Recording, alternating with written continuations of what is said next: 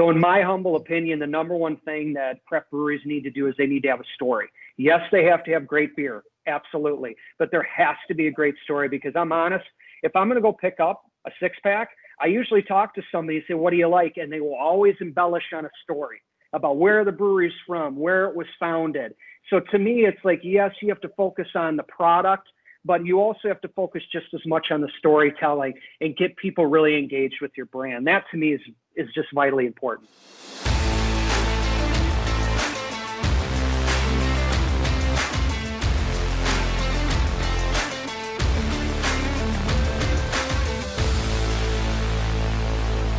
Well, welcome to our first episode of Over the Pint. My name is Brian Meehan. I'm the president of Celtic. I'm joined today by my business partner, Mr. Kurt Lingle. If you can say hello. Hello. We're also joined by our good friend, Pat McGovern from Acedia, who is Hello. one of our web partners. Welcome, Hello. gents. Over the Pint is a joint podcast between our two agencies. This is our very first one. And our goal with the podcast is very simple. We want to share marketing insights, thoughts, and perspectives in a format that is really fast-paced, it's casual, and most importantly, it's going to be fun. We want to have a good time with this. And in addition to you hearing from us, we're going to be inviting in a lot of people we know that are newsmakers, people that we've known throughout our career that, again, can offer a lot of insights and marketing tips to help your business. And guess what? All of this is going to happen over you've guessed it, a pint of beer. We love our Wisconsin-based craft breweries, and we're going to enjoy one every time we sit down and talk with you. So, gentlemen, if I could just toss it to you for a brief introduction about who you are and what you do. Cool. I'm Pat McGovern. I'm with Acedia. I've been in the marketing and advertising space for way too long. Been together, and right now I'm currently at Acedia, where I'm the director of new business development, marketing. Obviously, you can't stay in this business this long without having it be a passion. This is going to be fun. I'm looking forward to it, guys. And today I'm knocking back a Wisconsin red ale from Central Waters Brewing. Cheers. Cheers. Very nice. Cheers to you. Good afternoon, everyone. My name is Kurt Lingle. I'm Vice President of Celtic, Brian's business partner. And real quickly on myself, I've been in the ad industry for, let's just say 20 years. Let's just quote that number. And I've had a chance to work at small, medium, and big size agencies. And I've touched everything from account management and business development and all sorts of different aspects in the agency world. And I, too, am very excited about Over the Pint and this series that we're putting together. I think it's going to be a lot of fun, as Brian alluded to, and I look forward to a lot of conversation with the two of you. And today I am kicking back an IPA from Three Sheets Brewing, which is a great brewery up in Sheboygan, just north of Milwaukee. Cheers. Nice. Cheers. All right, gents. Well, if you're going to have a podcast, you have to have a manifesto. It just seems appropriate that we would have some type of marching order manifesto document that states our purpose. So I'm going to pass that to Pat, who wrote up some fantastic copy, I think encapsulates what we're trying to do. Sure. Thanks, Brian. So, here it is, guys. What's this podcast all about? Well, this one's going to focus on, as we said, the fast pace and ever-changing world of marketing. It's going to be told through our eyes, right? Myself, Brian, Kurt, we've got over 75 years of in the trenches experience, and that's what we really want to deliver. Practical how-to knowledge. This isn't theory. Theory's for wimps. This is the real world stuff, right? Told by the guys who've been there as well as our guests, right? So that's what we're all about. We hope you join us, grab a pint, sit in, have some fun, learn something. Let's get to it. You know what I love, Pat? I love what you said. This isn't about us. It's not about Celtic AC. It's about us sharing some insight that hopefully helps a business out there. Big or small, nonprofit, corporate, whatever it is, some real tangible, quick things that you can take away from this and apply to your business. Right on, man. Right on. Yeah. All right.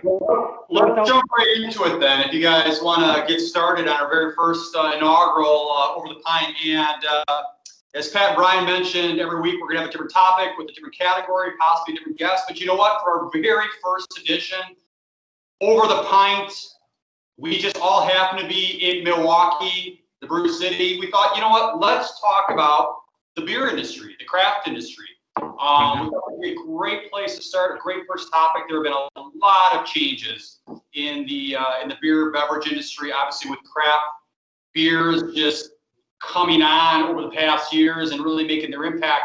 But it's also been very competitive, right? I think it doesn't matter if you're in Milwaukee or whatever community you're watching this from. I would bet to say there's probably a new brewery around the block somewhere. So it's been very challenging, very competitive. The real estate is only so big. Oh, and then let's throw this other thing in there called COVID. All businesses are trying to maneuver to figure out how they can operate, stay in front of their customers during this last half of the year. And I thought this would be a good place to start, and we could maybe talk about some of the changes in this industry. But I think more specifically, what are some marketing ideas, tactics, strategies, whatever you want to call it, that could help breweries, craft breweries in particular, stay in front of their customers and really make an impact with beer drinkers. So that's where we thought we'd start. I'll kick it off. Whoever wants to jump in based on what they're seeing, thinking, hearing. I will say, if I could, I had a chance to look up some different articles, and there was one from On Milwaukee that was granted a number of months ago is when I got this article, but the headline here is Local Brewers Reflect on Craft Beer in Milwaukee After Coronavirus. And there's article after article that just talks about the do's and don'ts and how to. So with that said, let's kick it off, guys. Yeah. I'll just be honest with you. I love beer, but, I'm not in the day-to-day craft world every day. And I'll tell you this, there's a million out there, breweries. And I go to liquor stores, and it's hard to differentiate what's going on.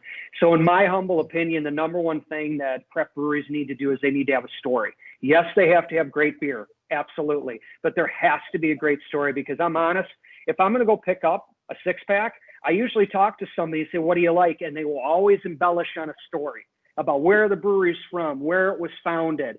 So to me, it's like, yes, you have to focus on the product, but you also have to focus just as much on the storytelling and get people really engaged with your brand. That to me is just vitally important. That's reading that article, guys, one of the things that came across is what's one of the points, not the full point, but what's one of the points about what's going to save craft breweries, right? Because restaurants, bars, they're getting hit hard, right? There's no question about that. But there was this kind of underlying theme from a number of different brewery owners that the local community was going to rally around, and as things started picking up, they were going to start investing in that. I love that sentiment. I love that feeling of goodwill. Honestly, I think it's a little bit of a pipe dream. I just don't know if, when push comes to shove, if that many places are going to survive. Those places that are over leveraged and so forth, I think they're just going to disappear. Having a great story is going to help, but you got to start at some point looking at dollars and cents. And right now, guys, what's your feeling? Are we just saturated with too many microbreweries? Well, there are a lot of them out there. Selfishly, I love to see them all, but as we've had conversations, multiple times over the years when we just talking organically about beer, it's hard. And when the playground, the sandbox is only so big, it is hard for everyone to get their cut, right? Especially when the audience is only so big, especially if you're catering to a local market, which a lot of these local craft breweries are. If you're larger and you have an opportunity through distribution to kind of reach to a regional audience, the game changes a little bit. But I would agree, when you look at some of these smaller craft breweries, they've got two opportunities. There's either going to be in-premise, which means they're really relying on their tap rooms and really getting the people to come in locally, or there's off-premise, which means restaurants, bars, whatever it might be. It gets very challenging unless you have the right channels in place. Yeah. I will say Kurt, yeah, go ahead. Hey, Kurt, one thing I was going to say is I think a lot of these breweries used to rely on in-person. So you'd come in, take a tour, have a fish fry, grab a burger, and that was your experience. What I would suggest is if you're closed right now or you have limitations in your facilities, how can you bring that to life online? I think web becomes more and more critical, where it's not just a listing of the beers that you have on tap.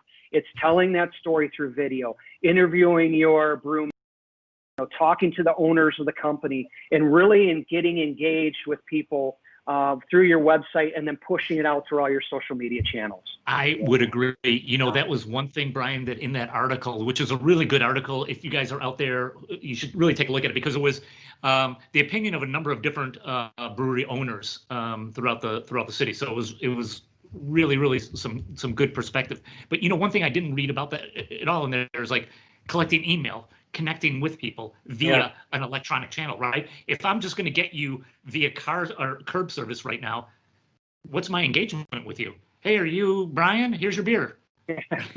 I mean, that's it. And I don't think enough breweries have really understood. It's like, okay, I got to think about this totally different. I got to like interview the guy who's brewing the beer, and what story does he have to tell? I missed that from any of the dialogue that was in there, and I think that could really help them. To your point about storytelling, the curbside, the curbside pickup, as it mentioned in the article, is great to keep you temporarily alive, temporarily keep you going. It is not a long-term solution, and it's very hard to sustain off curbside pickup. When I think about solutions, let's get back to that. I think, from my perspective, I agree. I heard social media, online, digital. From my perspective, social media should be your best friend right now. And you should be doing a lot of it and as much of it as you can from a content perspective. I agree with you. Video, stories, talk about the employees as best you can, because you're right. You're trying to replicate that experience of someone coming into your tasting room. Brian, you said it earlier, personality. I think having fun, showing your personality is key. I think that's part of it, right? But you have to obviously, whatever you're doing, your personality has to come to life. Every brewery has its own personality, so make it come to life. And then I would also go as far as to say, don't be afraid to try things. Pat, you were kind of touching on that. When people come by for a curbside, what else are you doing? How else can you extract or obtain information so you can have an ongoing relationship? One of the cooler things that I saw from an Australian brewery was something called a pub in a box. Mm-hmm. And it was kind of cool. They kind of sent it to a lot of their local, residents where I think it was for $100 or $150. It was a pub in a box, and that's something everyone's missing these days. They want to go to the pub, and when you opened it up, there were the pint glasses, there was the placemat, there were the snacks. Oh, by the way, there's like 5 or 6 beers that you would normally get when you come in. That's kind of cool. That's a different marketing idea that they're trying just to kind of build that relationship. Hey, Kurt, off of your point, I like the word surprises, because you know what? All these guys and gals who own these breweries are going to have their VIP list. They're going to have their email list. And that's great to send out an email and let them know what's going on. But have some fun with this. I mean, do you take 20 or 30 of your biggest evangelists, and like you said, you drop off a pub in a box? And it's like, we know you're isolated. We know you might be feeling lonely. Here's some beers, maybe hit in the backyard with your neighbor and enjoy a pint. Like, do some really creative and fun things that are going to get you noticed. And that's really what it's all about right now, is who's going to get noticed and who's going to be at the top of my social media feed. I think that's really important. Pat? I just like the idea of surprises and really kind of thinking out of the box type of thing here. I mean, what's going to help save some of these guys is just breaking down and rethinking kind of their whole distribution system, right? Okay, what could they do different in stores? What could they do different to people who are picking up curbside things, right? And that may be, hey, we're going to put in an extra bottle of something. Hey, we're going to give you a taste of this. We're going to, I love the brand ambassador type of thing. I'm wondering if there's even partnerships that they could work with any local restaurants that says, hey, this this lager goes great with a Cop's burger, or something where they're picking up on local connections and feeding that whole local type of thing going.